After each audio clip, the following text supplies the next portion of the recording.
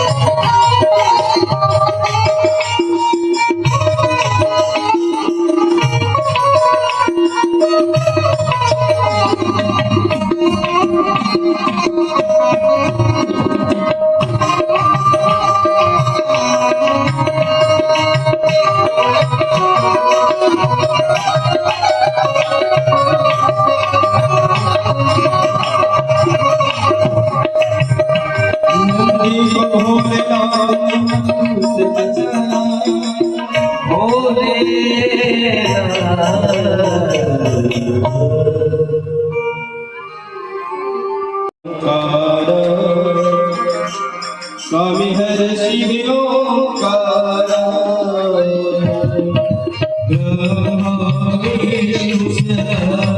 भोले भोले नाथ सदा शिव ओम हरे हरे हरे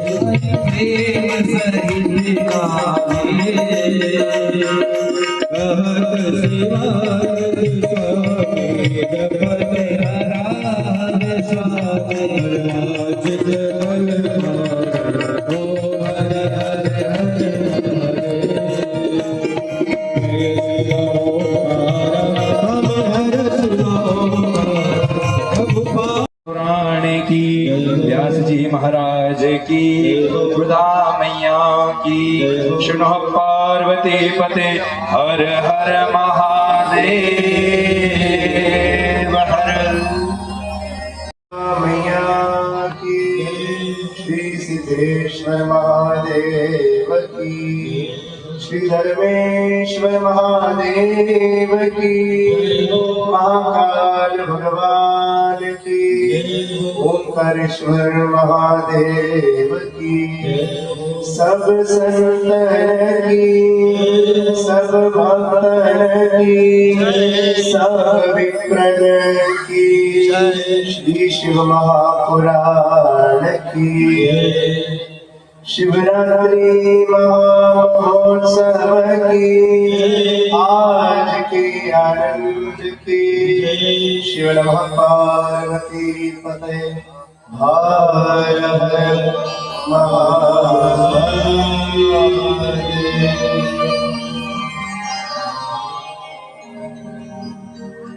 ओम शिव ओम शिव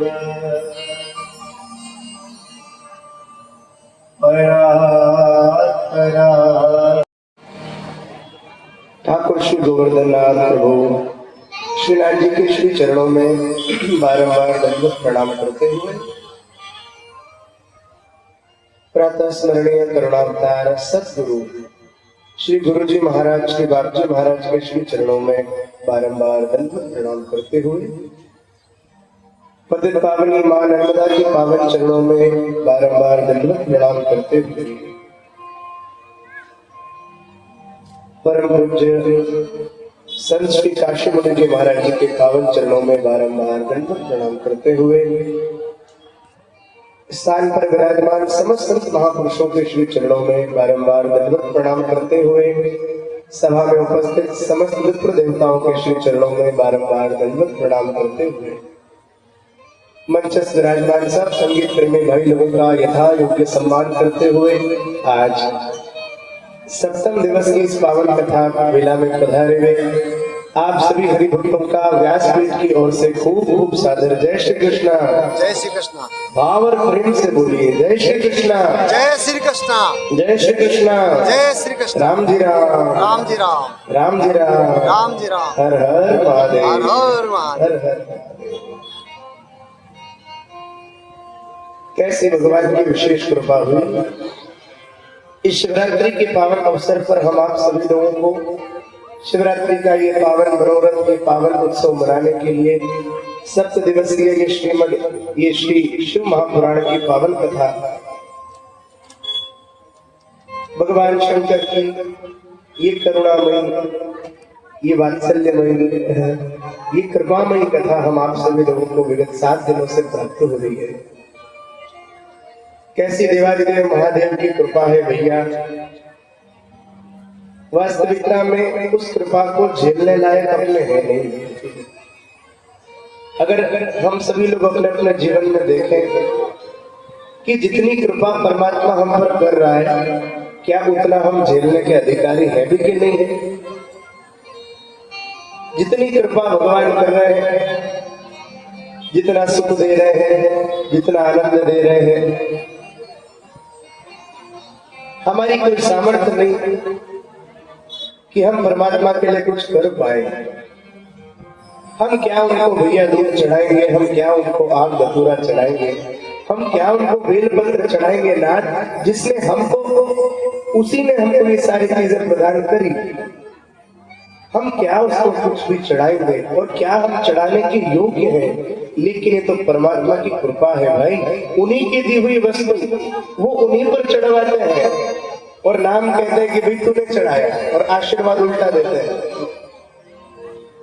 ये केवल अगर संभव है तो परमात्मा के साथ संभव है, हमारे साथ नहीं है। मान लीजिए किसी का जन्मदिन हो, आपको दूसरा व्यक्ति जाए, उसके घर में जाए और उसके घर में कोई फोटो लगी है, वो फोटो निकाले, उसी के घर में जिसका जन्मदिन है फोटो निकाले, उसमें बढ़िया कपड़ा वगैरह घुमाए और फिर उसी आदमी को दे दे, लो भैया हैप्पी बर्थडे टू यू। अगला क्या सोचेगा, भाई मेरी चीज मुझे दे रहा है, इसमें नई बात कौन सी हो गई? तो अच्छा लगता है क्या?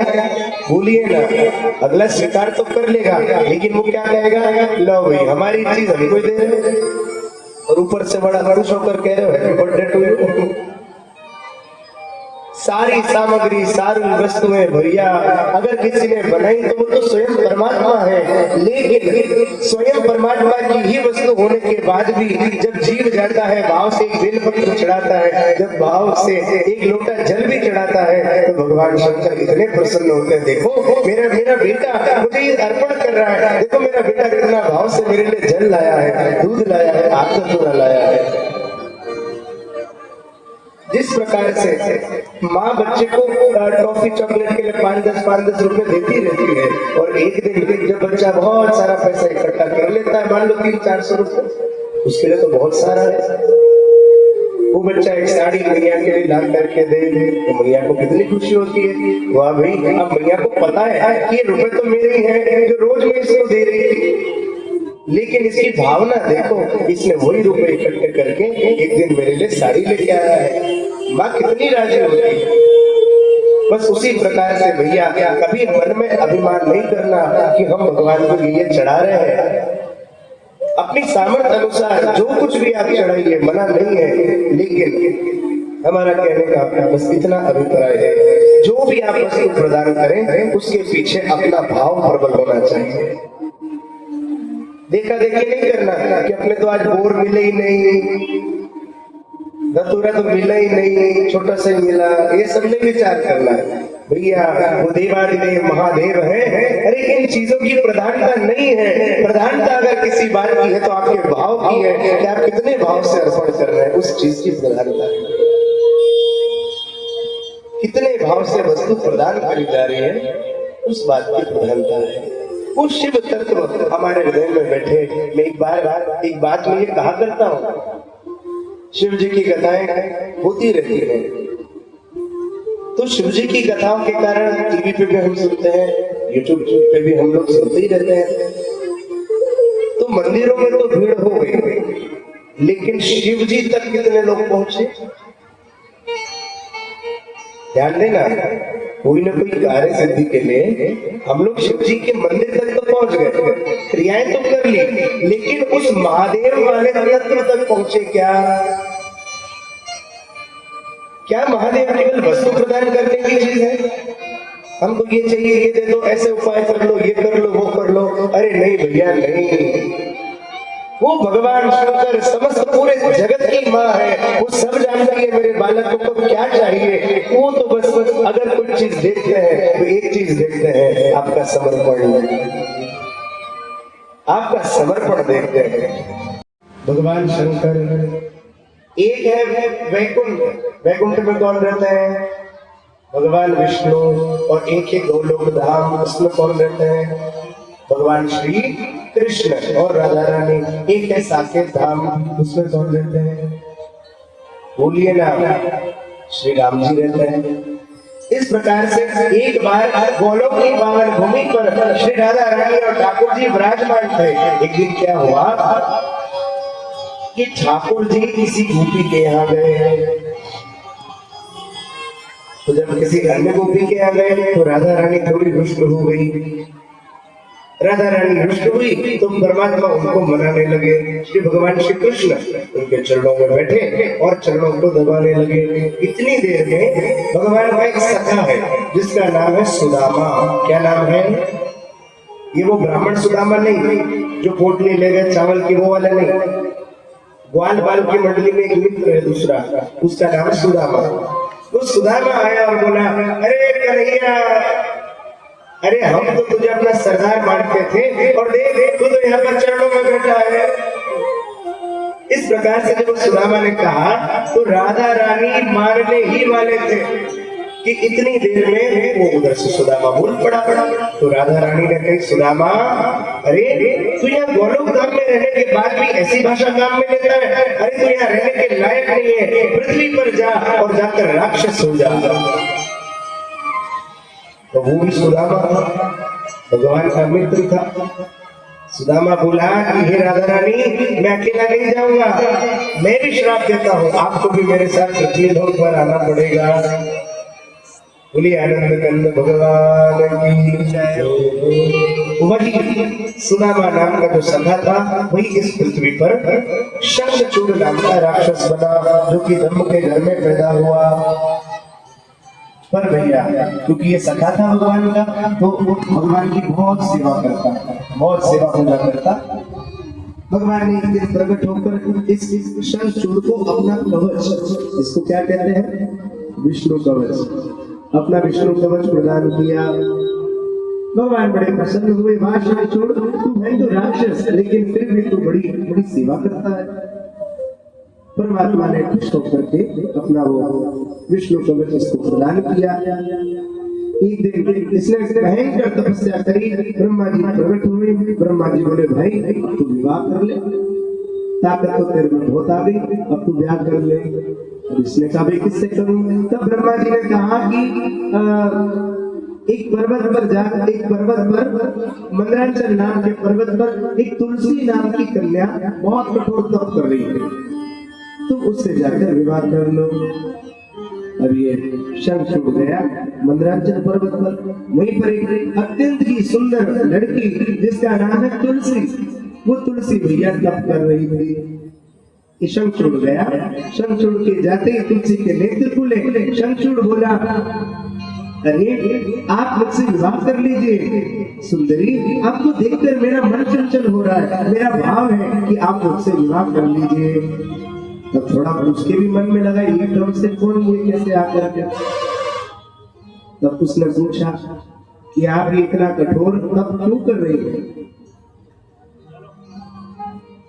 तब तुलसी ने कहा कि मैं योग्य वर के लिए, योग्य पति पाने के लिए मैं ये तब कर रही हूँ। उसी वक्त ब्रह्मा जी प्रकट हो गए। ब्रह्मा जी ने कहा, शंखचूड़ और तुलसी, अरे ये तुलसी, ये शंखचूड़ बहुत योग्य है, तुम इससे विवाह कर लो। जैसे ब्रह्मा जी ने कहा विवाह कर लो, तो शंखचूड़ और तुलसी का विवाह हो गया। अब वो तुलसी इतनी पतिव्रता स्त्री, अपने पति का इतना ख्याल रखती, परम पतिव्रता वो स्त्री, उस पतिव्रता स्त्री के होने के कारण उस शंखचूड़ की ताकत और ज्यादा बढ़ गई। सारे देवता परेशान, क्योंकि देवता सब जानते हैं कि शुरू में तो ये देवता, ये राक्षस लोग तपस्या करते हैं, वरदान मांगते हैं, और फिर क्या करते हैं, बोले सीधा स्वर्ग पर आकर अटैक करते हैं।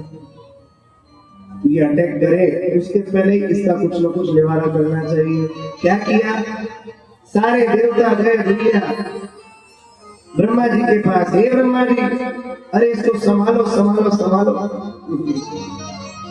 ब्रह्मा जी ने कहा, भैया अपना काम तो सृष्टि बनाने का है, तुम हमारे पास से जाओ, शंकर भगवान से जाकर विनती करो। शंकर भगवान से विनती करी। शंकर भगवान भयंकर युद्ध करने लगे, लेकिन कुछ भी बिगाड़ नहीं पा रहे हैं। क्यों? क्योंकि इसके पास भगवान विष्णु के द्वारा दिया गया कवच है। जिस प्रकार भगवान जलंधर के पास गए, उस कवच को लिया, उसी प्रकार से भगवान एक भिक्षुक बनकर के गए और आज शंखचूड़ के पास, जो कि युद्ध कर रहा था, जाकर के वरदान मांगा, भिक्षा मांगी कि आप मुझे भिक्षा दे दीजिए।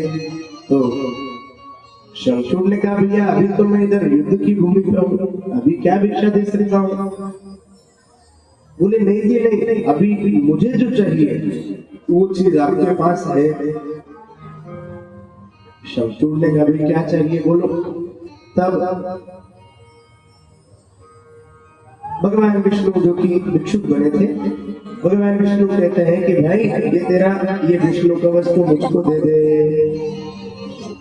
जैसे ही मांगा, संकल्प करवा लिया था, तो विष्णु कवच निकालकर भगवान विष्णु को प्रदान किया। अब अभी भी ये मर नहीं रहा है। क्यों? क्योंकि इसकी पत्नी बहुत पतिव्रता स्त्री है, वो तुलसी बहुत पतिव्रता स्त्री है। तब क्या करा, इस प्रकार भगवान जलंधर के पास गए, उसको मारने के लिए। जब उसकी पत्नी का पातिव्रत जीवन भंग किया, उसी प्रकार से भगवान तुलसी के पास भी शंखचूड़ का रूप धरकर गए हैं। बातों बातों में तुलसी का स्पर्श किया, जैसे ही पर पुरुष का स्पर्श हुआ, तुलसी का पातिव्रत जीवन नष्ट हुआ।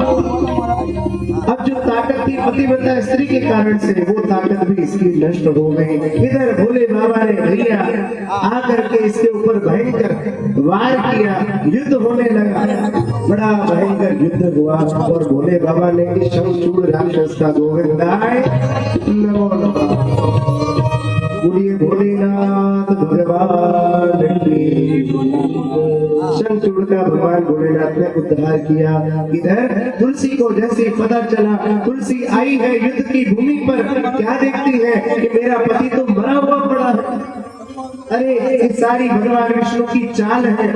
तुलसी ने उसी वक्त भगवान विष्णु को श्राप दिया, आपने अरे मेरे पति को धोखे से मारा है, अरे जाओ मैं भी श्राप देता हूँ, मैं भी श्राप देती हूँ। अरे आप विष्णु होकर के इतने कठोर हृदय हो गए, अरे आप पत्थर दिल हो गए, मैं आपको श्राप देती हूँ, जाइए और आप पत्थर स्वरूप हो जाइए, आप पत्थर स्वरूप हो जाइए। तब भगवान महादेव ने समझाया, तुलसी अरे क्रोध न करो, अरे इसको मारना आवश्यक था, ज्यादा क्रोध मत करो। भगवान शंकर ने बहुत तुलसी को समझाया।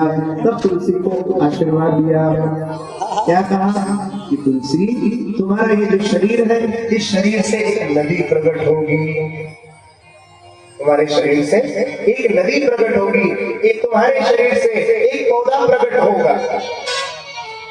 और तुम साक्षात लक्ष्मी जी का स्वरूप धारण करके वैकुंठ में जाओगी। अब लक्ष्मी जी का स्वरूप धारण करके वो तुलसी तो चली गई, लेकिन जो शरीर था उस शरीर की नदी के रूप में विराजमान हुई, जो कहाँ बहती है, जो नेपाल में बहती है। कौन सी नदी है? गंडकी नदी। बोलिए गंडकी मैया की।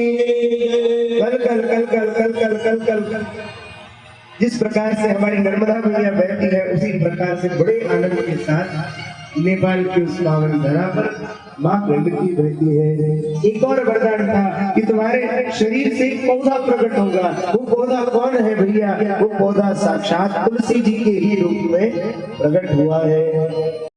जाने लगी तुलसी ने भगवान विष्णु को देखकर कहा, तुमने बहुत गलत कार्य किया है, तुम पत्थर हो जाओगे। और जैसे अपने कचोड़ते हैं ना किसी व्यक्ति को जाते जाते कि जा देखो कीड़े पड़ जाए, ऐसे कहते हैं ना, तो उसी प्रकार से इस तुलसी ने भी भगवान विष्णु को श्राप दिया, जाओ, अरे तुम पत्थर हो जाओ, पृथ्वी लोक पर जाओ, तुम पत्थर पाषाण हो जाओ और तुमको कीड़े काटेंगे, तुमको कीड़े काटेंगे।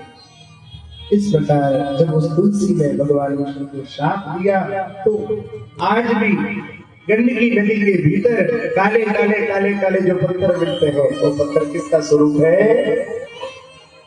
बोलिए ना, शालिग्राम जी का स्वरूप है। और शालिग्राम जी भी कौन से पूजनीय हैं? क्योंकि श्राप लगा था कि कीड़े तुमको काटेंगे। तो जिन पत्थरों को कीड़े काटते हैं, जिस पत्थर में भी, देखो सारे पत्थर शालिग्राम नहीं होते, जिन जिन पत्थरों को कीड़ा काटते हैं और शंख चक्र का निशान बन जाता है, शंख का निशान बन जाता है, वही शालिग्राम पूजने योग्य हो जाते हैं। बोलिए शालिग्राम भगवान की। जो व्यक्ति, तो पुराण में वर्णन है, जो व्यक्ति शालिग्राम जी पर नित्य तुलसी चढ़ाता है, जो व्यक्ति शालिग्राम जी पर नित्य तुलसी चढ़ाता है, उसके मृत्यु होते ही उसको वैकुंठ धाम की प्राप्ति होती है। जो व्यक्ति नित्य निष्ठा पूर्वक महादेव पर श्री शालिग्राम जी पर तुलसी चढ़ाते हैं, तुलसी जी चढ़ाने का भैया बहुत महत्व है। कैसे चढ़ाए? बोले अगर नई तुलसी चढ़ानी भी हो तो पहले नई वाली चढ़ाए, फिर पुरानी वाली हटाए, बिल्कुल भी शालिग्राम जी से तुलसी का वियोग नहीं करवाए। इसीलिए देवउठनी ग्यारस पर हम सभी लोग क्या करते हैं? तुलसी और शालिग्राम जी का विवाह करवाते हैं। प्रत्येक व्यक्ति को चाहिए कि अपने जीवन में एक बार तुलसी और शालिग्राम जी का विवाह कराए, खासकर जिसके घर में बेटियां नहीं है, जिसके घर में बेटियां नहीं है, उनको अपनी लाइफ टाइम में, उनको अपने जीवन में एक बार तुलसी और शालिग्राम जी का विवाह कराना चाहिए। अब देखो किस तरीके से करा रहे, इसकी मान्यता इसकी वो नहीं है, लेकिन आप भाव से करवा रहे हैं। किसी बढ़िया ब्राह्मण को बुलवा कर तुलसी जी और शालिग्राम जी के फेरे पड़वाओ, उसके बाद तुलसी जी का एक पत्र तोड़कर शालिग्राम जी के ऊपर पधरा दो, ये हो गया तुलसी और शालिग्राम जी का विवाह। बोलिए शालिग्राम भगवान की। बड़े आनंद के साथ तुलसी और शालिग्राम जी के विवाह का भी सुंदर प्रसंग आता है। अब आज भैया भोलेनाथ के विवाह का प्रसंग है, तो उसी का एक भजन बाद में गुनगुनाएंगे। लेकिन तुलसी और शालिग्राम मैया का विवाह हुआ, बड़े आनंद के साथ सब लोगों ने जय जयकार करी। बोलिए शालिग्राम भगवान की, तुलसी मैया की। भाई भोलेनाथ में सबसे प्यारे ठाकुर जी है, उनकी जय जयकार तो जोर से लगाओ। बोलिए शालिग्राम भगवान की। कम से कम बाबा तक आवाज जानी चाहिए। बोलिए तुलसी मैया की। चार अब एक बच्चे बस आगे पावन कथा आती है श्री हनुमान जी महाराज के प्रागट्य की। कई प्रकार के रुद्रों के रूप में श्री महादेव जी ने अवतार लिया। अच्छा, महादेव के कितने अवतार हुए? कितने रुद्र हुए महादेव जी? 11 रुद्र हुए। उनमें से एक है श्री हनुमान जी महाराज, जो किसके घर जन्म लेते हैं? अंजनी माता के घर। पता है कि नहीं?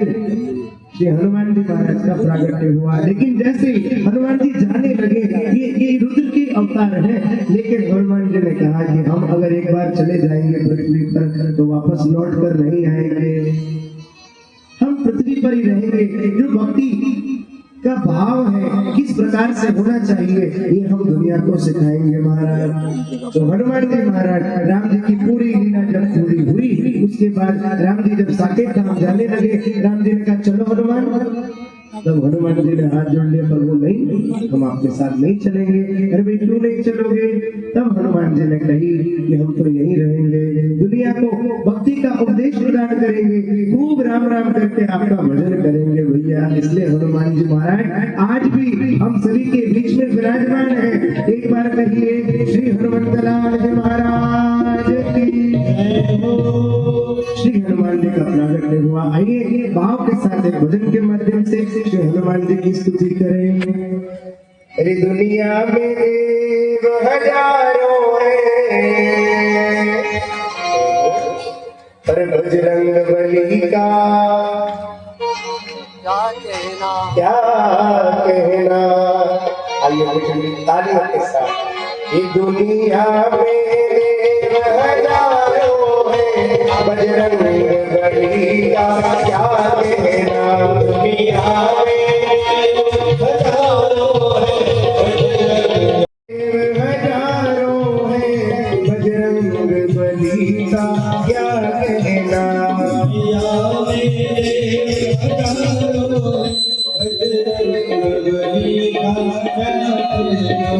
उनकी भक्ति का क्या कहना, उनकी शक्ति का क्या कहना।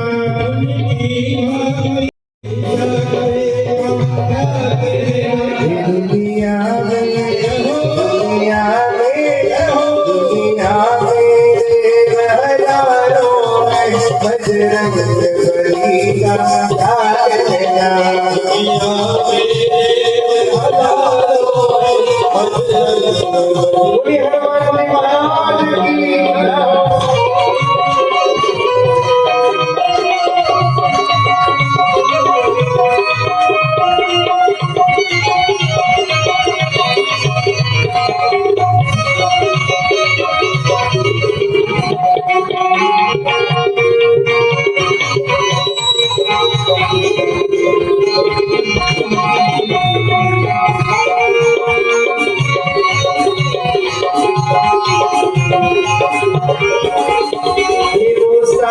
समंदर लांग गए और गढ़ लंका में कूद गए।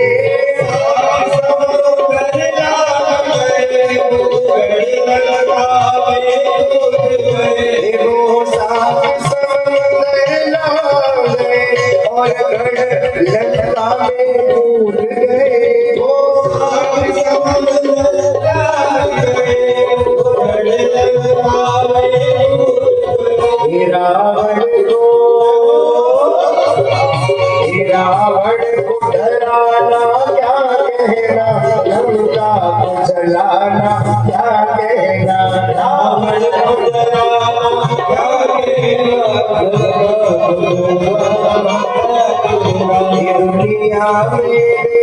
दुनिया में हजारों हैं, पर बजरंग बली का क्या कहना। इस प्रकार पावन हनुमान जी के प्रागट्य की कथा शिव महापुराण में आती है। उसके बाद 12 ज्योतिर्लिंगों की कथा का वर्णन आता है। आज तो भैया उत्सव का दिन है, सब लोगों का आना जाना भी चालू है। थोड़ी देर जितनी देर, क्योंकि डीप में तो सत्संग हमने सुनी, लेकिन आइए 12 ज्योतिर्लिंग को बड़े संक्षिप्त रूप से हम आप सभी लोग श्रवण करें, फिर उसके बाद विश्रामता की ओर हम आगे बढ़ेंगे। तो ये 12 ज्योतिर्लिंग भैया आप सभी को नाम याद ही होंगे। सौराष्ट्री सोमनाथम च श्रीशैल्य मल्लिकार्जुनम, याद है कि नहीं है? बोलिए साथ में। सौराष्ट्री सोमनाथम च श्रीशैल्यम मल्लिकार्जुनम, उज्जैन्यम महाकालम, ओंकारम ममलेश्वरम, मेदिनाथं च दाक्षिण्यां भीमशङ्करम् सेतुवन्दे चुनागेशम् रामेश्वरं नागेश्वरं नारुतावणे वारणस्यां तु विश्वेशं त्र्यम्बकं गौतमी तटे हिमालये तु केदारं कुसुमेशं च शिवालये एतानि ज्योतिर्लिङ्गानि सायं प्रातः पठे नरः सर्वजन्म कृतं पापम्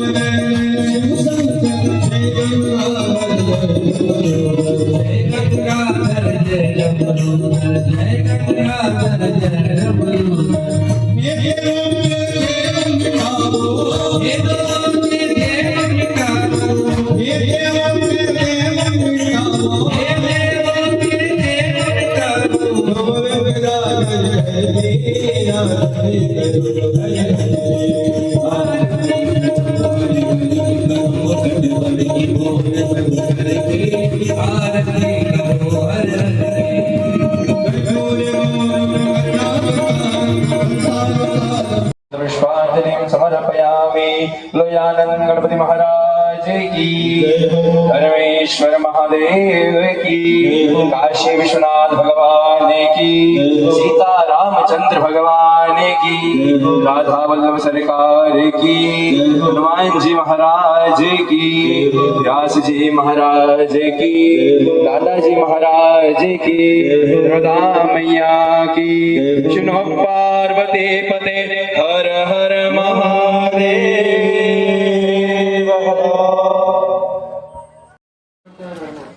आपके पास जो बच्चे होता है वो भी अपने ही है, कृपया इनके पातल को उठाकर ट्राली में डलवा दे।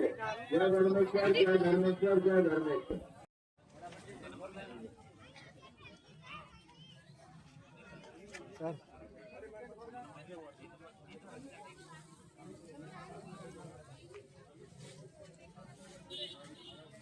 भंडारे का आयोजन चल रहा है।